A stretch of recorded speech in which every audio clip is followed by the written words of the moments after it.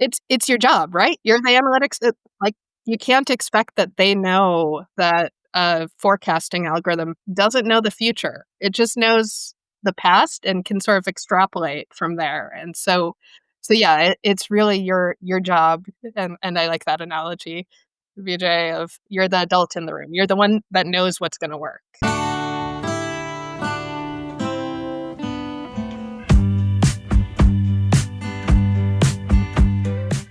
Hello and welcome to another episode of the Decision Intelligence Lab podcast.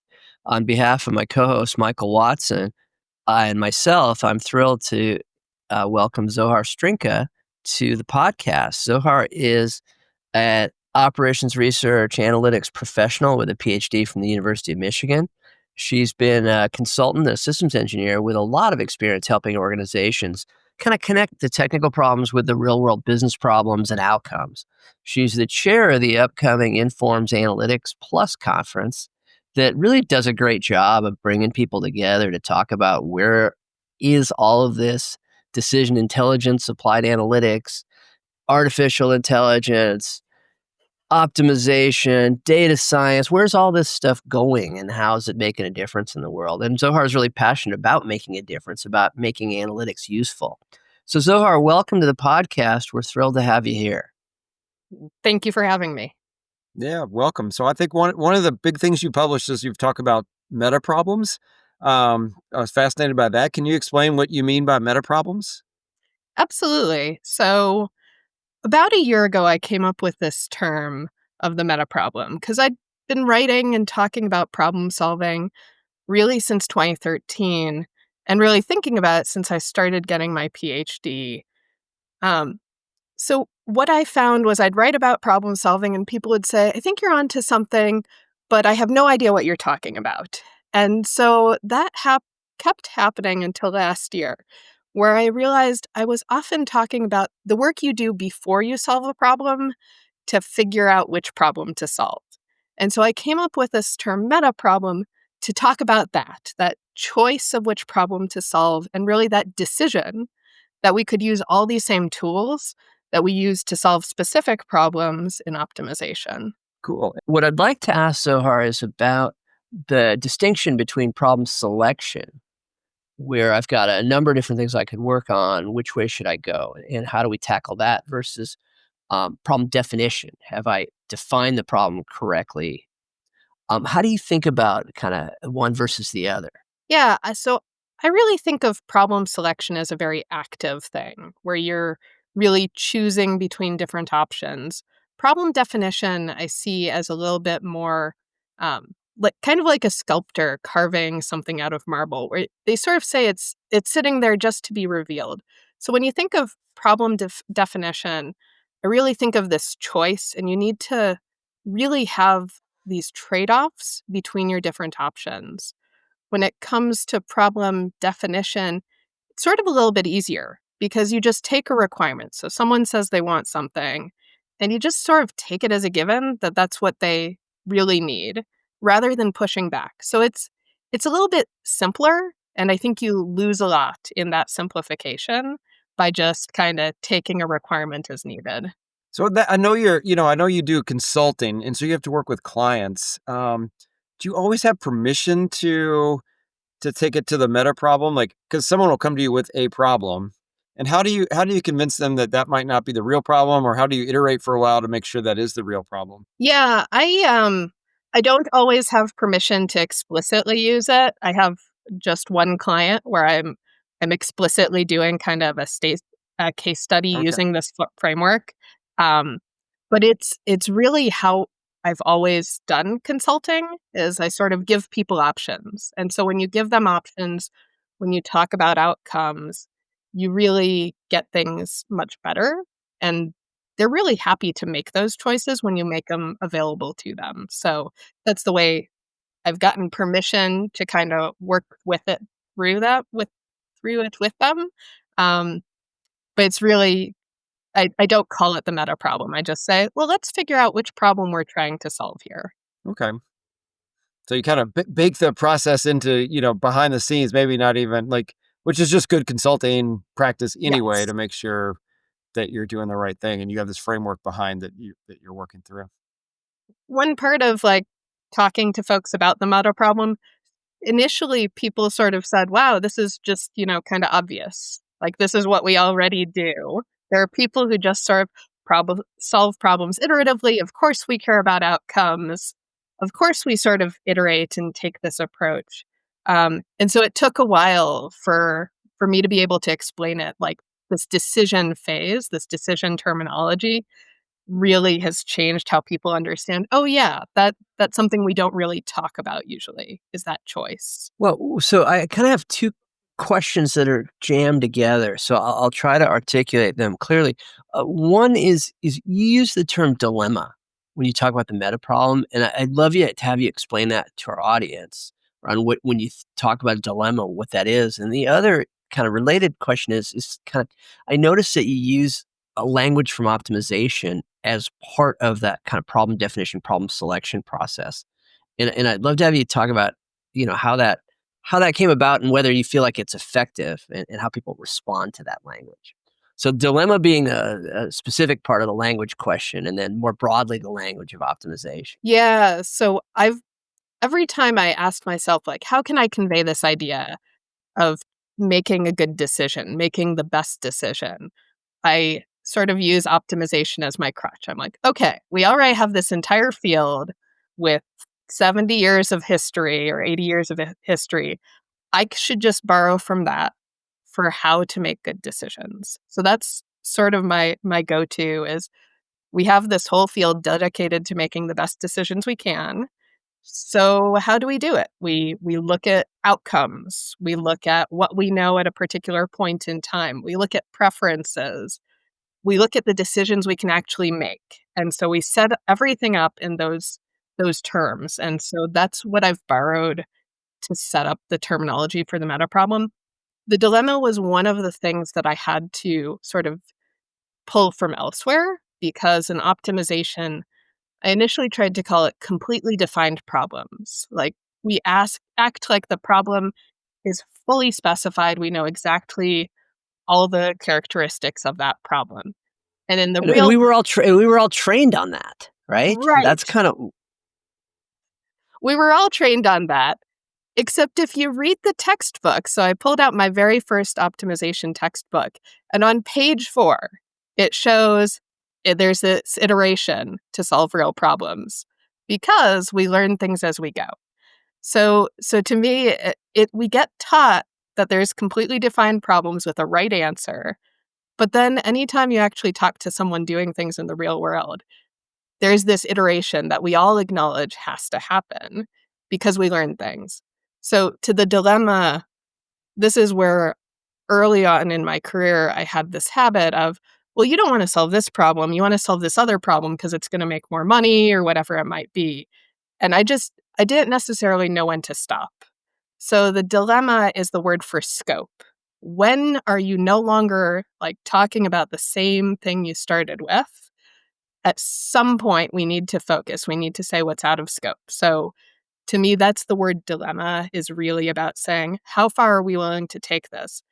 I don't need to worry about something that might shut the company down in 30 years, right? That's not part of my dilemma today. I'm trying to improve sales. I'm trying to do something a little bit more focused. That's the dilemma. excellent. And it's sort of in a sense what we're saying is let's put not necessarily a small box, but let's put a box around our concerns. We And still then need to. within that, yeah. Exactly, exactly. So somehow we have to know what's fair game. And for me, an earlier version of that was to say at some point, this is a business problem. Like it's a business decision. Like I can tell you what the right thing is numerically, algorithmically, whatever. But at some point, it's a business decision of are you going to tell the customers no? Right. So I've had many clients where their business strategy is do what the customer wants. And so at some point, that's a business decision that increases your operational costs. But maybe that's okay with you, right? That's how you win new customers. Yeah, and at some point, then they're the drunken guests at the wedding that want more shrimp because it's not costing them anything, right? But there's that finding that line, finding that point. There is, and that's why it was very freeing for me personally as a consultant, as an analytics professional, to start just calling out that line and say, okay, you want to do this for your customers. That's fine. It's going to cost you $10,000 a week to do so. That's a business decision. Is that trade off worth it to you? And that kind of flows into the meta problem where you don't just have to put like one goal or three goals in. You can put anything that you care about. And now we're just talking about trade-offs. We're talking about decisions and what options you have. And do we want to stop doing this? Maybe, maybe not. It's up to the business to decide, but you should understand the consequences of whatever you do decide. So one thing I want to dig in a little different topic is you've had an interesting career where you've been a consultant and you've sort of started your own consulting firm. Just I think a lot of people in the OR field kind of like this idea. Like, do you have any advice or anything that sort of drove you to take that decision versus other options you might have had? For me, it happened to be kind of a matter of timing. So I had this first job as an analytics consultant, and I wasn't really willing to travel much. And so my options were kind of limited pre COVID as a consultant. But it turns Yep. out that's just kind of this process, the way I approach problems, consulting is just what fits. So was laid off when I happened to be 3 months pregnant from a job. And so I had a choice to make of what am I going to do for 6 months? And so I gave independent consulting a try. And one piece of advice people should know is that beginning portion of being independent, it's tough because you have to figure out how are you gonna find clients, um, and so there's just a learning curve there, and it worked well enough. So I sort of said, "Well, if I can pull Okay. this off at the beginning, like, keep trying and see how things go," and now I'm, yeah, like 8 years later, 7 years later. It's impressive. It's impressive. It's hard to do, and what I've seen in the past is like you have to be once you get a project, you have to still keep building your pipeline so that when that one ends, you can have something to go back on. I think a lot of a mistake people make, maybe you've seen this, is that if you're just too busy doing the work and then it ends, and then you got another 5 month gap before something else starts. Yeah, yeah, it's definitely it you have to keep filling that funnel and keep looking for new opportunities, and a lot of times, something might come back 6 months later, might take a year to close a project, like, it can just take a while, and so you have to keep looking for those opportunities. I actually this is a good opportunity to connect the last two lines of questioning, and that is you're running a business as a consultant, and yet you've convinced yourself and frankly convinced me that there essentially are no analytics, data science, or projects without an iterative component and a sharpening of the problem. But how do you budget for that and set that expectation with the client? That, "Hey, guess what? I know you think you know what you want us to work on, but you don't actually know yet. We won't know till we get in there." So, I come to everything with kind of a curious mindset.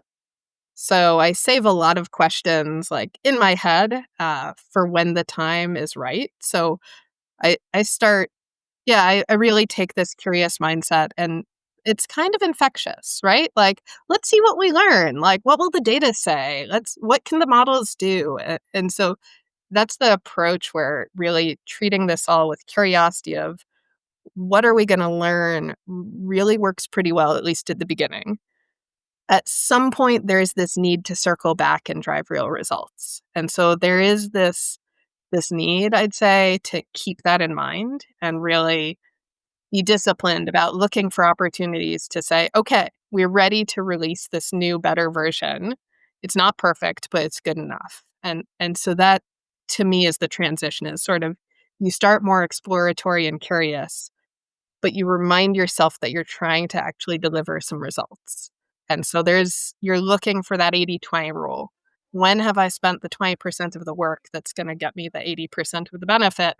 Let's pull the trigger when we get there. So here's a problem I've encountered. I'm curious how you would handle it. Like, so you go into a client and you see a set of problems, and there's one that you can solve, and it'll drive some benefit, but you know that there's another one out there that's probably bigger and more ambitious, but you might not be able to tackle it for whatever reason. Like, how would you approach that when it's should I have waited longer and sort of worked on the bigger one? Was I wrong to sort of work on the smaller one? Like, how does your meta problem framework think of that? I've been like, as I start testing and using this as a methodology where I have a spreadsheet where I like rank what do we know, what's unknown. I've been finding that it really nudges me to those quick wins because you never know what's going to happen tomorrow. And so really making sure that you're doing something that is implemented, that you learn and then you solve the next problem. Like, to me, that's the best way to approach it, but, yeah, when it's been sort of interesting because those big prizes seem like they're, like, the clear winner, but they tend to be more unknown, and they take longer, and someone might change their mind or leave or what have you. It's just tough to actually deliver those big bang, like, Edelman prizes. Like, it takes a lot of work to pull off one of those winners that can save $100,000,000 or what have you. Yeah, I like your thoughts on that too. It's like you're very practical in the sense that, when a company over time is going to have to solve lots and lots of problems, and sometimes the one you solve today is you can do it. It's a quick win. It adds a little bit, but it gives you a platform for tomorrow to, it gives you permission to solve another problem tomorrow. But it also, you've taken care of one little issue in the organization, and now you can take on something bigger.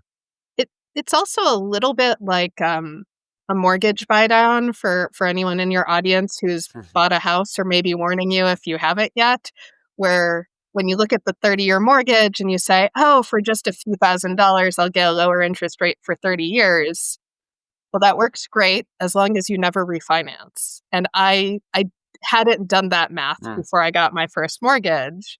And so you think the world is the future, but you often don't. So it was a little right. interesting to see, okay, that's how this played out. Something that you said that made me think of this, and that is, I've had students, and in some cases, professional colleagues, who were very much people pleasers, and their goal was I wanna do and deliver what was asked for, and that isn't always the best strategy. What is your experience like with that notion of trying to satisfy the client's request?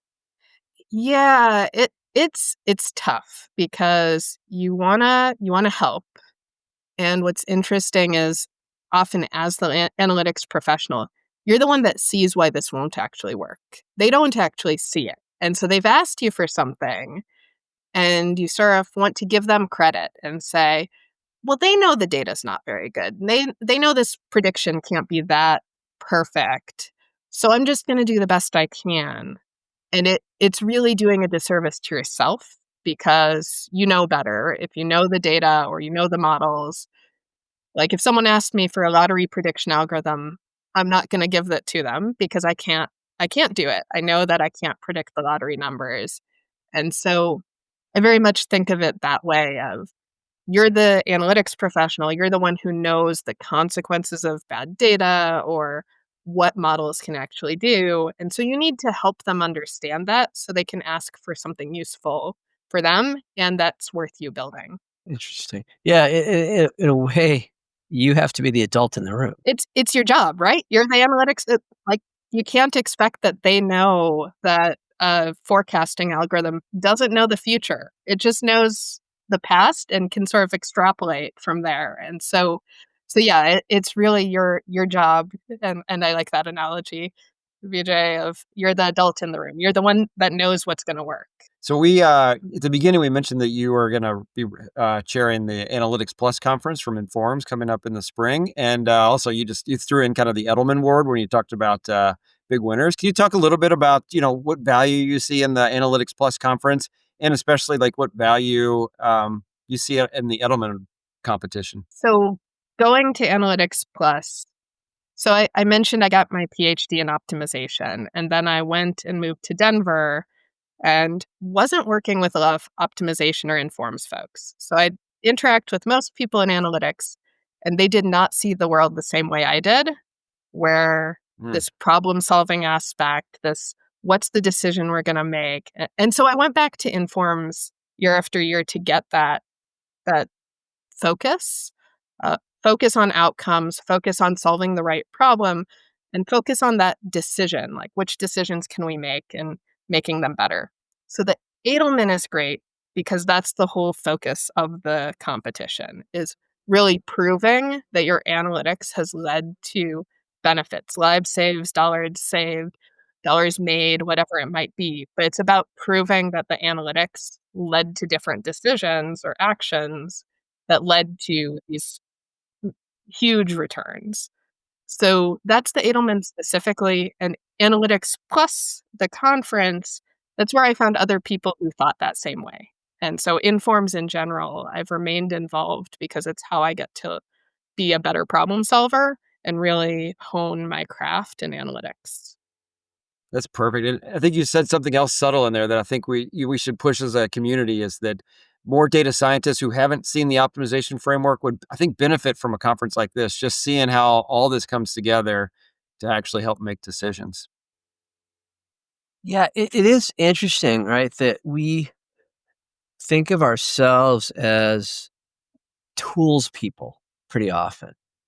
And yet we're it's interesting that the Edelman, one of the things I really like about the Edelman award structure is its focus on outcomes. It's not something I ever got while studying OR or doing OR. I actually only came around to it in the last 10 years where I've been working with SaaS companies who are desperate to renew their customers. And their focus on outcomes has finally kind of gotten poured into my soul because they live and die literally with those renewals and Mhm. account expansions.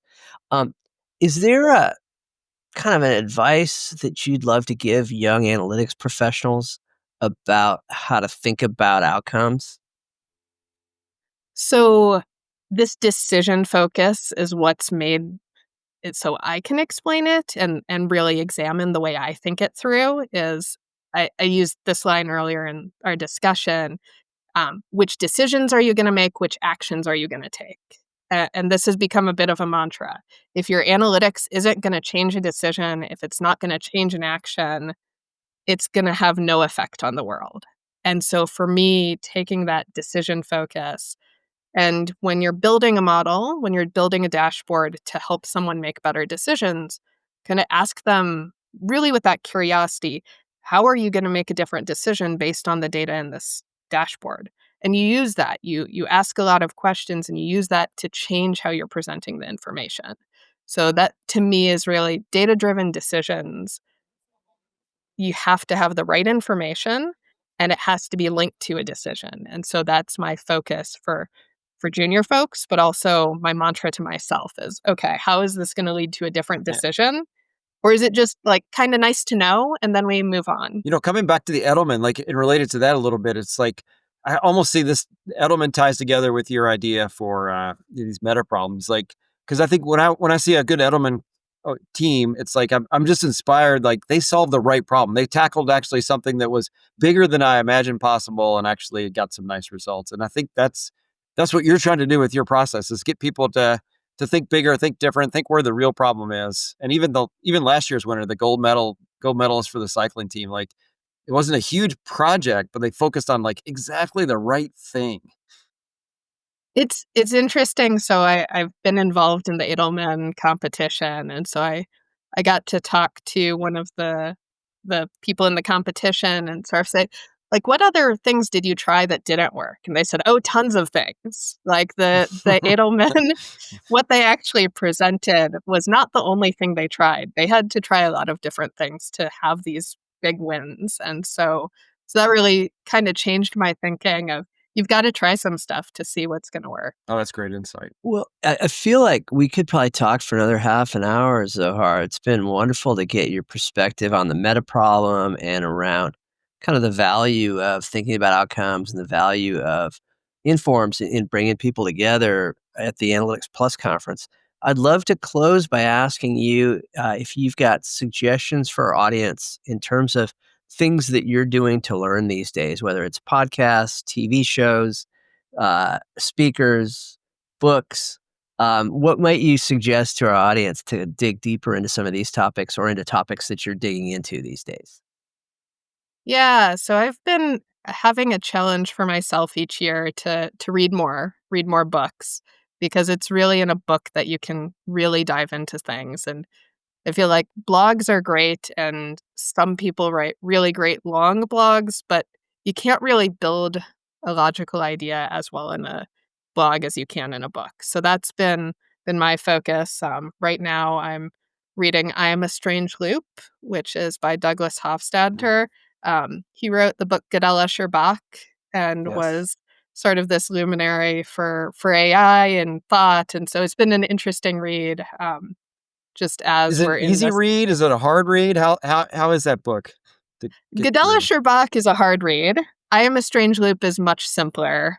So it's Okay. more straightforward. He had like 30 more years of practice of trying to say what he wanted to say. Okay. So yeah, that one's pretty solid.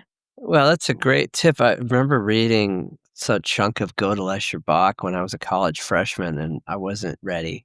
I wasn't mature or smart enough at that time. Be great to come back to Hofstadter now. Yeah, yeah, that's sort of been my thinking, and it's been a little interesting to see sort of what's changed, what hasn't, right? And he really was focused on thinking, and so with AI, it's been interesting to kinda to compare. Very nice. Well, Zohar, thanks for being on the podcast. We really appreciate it, and look forward to seeing you hopefully at the Analytics Plus conference in the spring, if not running into you sooner. Thanks for having me. Thanks, Yeah. Zohar. This was terrific. Goodbye, everybody. We'll see you next time on the Decision Intelligence Lab.